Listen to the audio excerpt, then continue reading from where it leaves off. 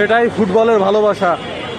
আজ বাংলাদেশ ভার্সেস ভুটানের ম্যাচ, কি পরিমাণে দর্শক, মানে এটাই যে বাংলাদেশ জাতীয় স্টেডিয়ামে খেলা, যেটা গুলিস্তানে অবস্থিত।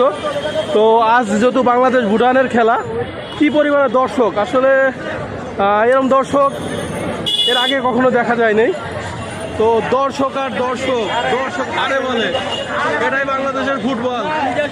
তো তো যাই হোক, বাংলাদেশের ফুটবল আবার জেগে উঠুক। ফুটবলের প্রতি ভালোবাসা মানুষের ছিল, থাকবে।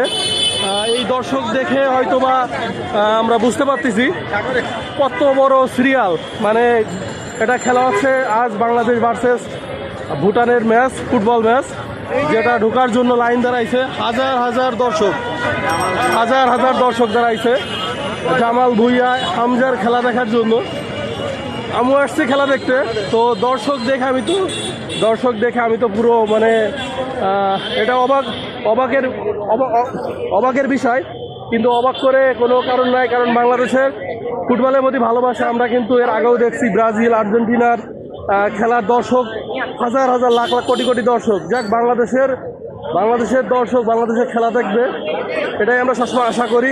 তো বাংলাদেশের ফুটবল আবার জেগে উঠুক, সেটাই আমরা আশা করি। তো দেখুন কি পরিমাণে দর্শক, মানে 2-3 কিলোমিটার ধরে সিরিয়াল আর সিরিয়াল, 2-3 কিলোমিটার ধরে সিরিয়াল।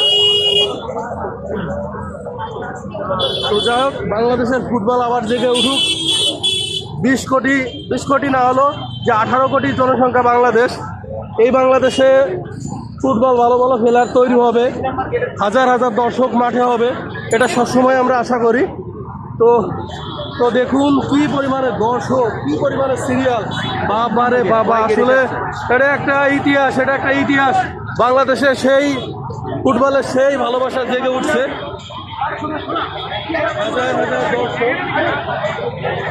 হাজার হাজার দর্শক, এই যে গেট, একটু পরেই খেলা শুরু হবে, বাংলাদেশ ভার্সেস ভুটানের খেলা। তো দেখুন কি পরিমাণে দর্শক, বাবা কি পরিমাণে দর্শক, হাজার হাজার দর্শক। এটাই বাংলাদেশ, আর এটাই বাংলাদেশের ফুটবল। আমরা ভালোবাসি বাংলাদেশের ফুটবলকে। আবার বাংলাদেশ জেগে উঠুক সেই আগের দিনের সেই মোহামেডান আবহানী খেলায় যেরকম ভালোবাসা জেগে উঠছিল বা সেভাবে দর্শক হয়েছিল, আবার সেই